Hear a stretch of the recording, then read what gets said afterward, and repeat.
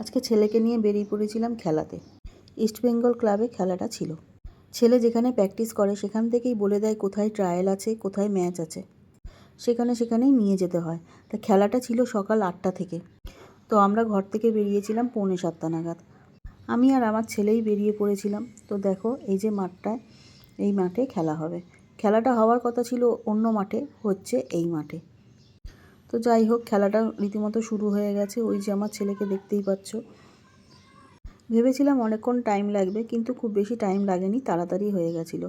আর দেখো, আমি ভিডিওটা করতে গিয়ে আমার হাত এতটাই কাঁপছিল, তো বুঝতেই পারছো তোমরা যে কীরকম পরিমাণে কাঁপছিল।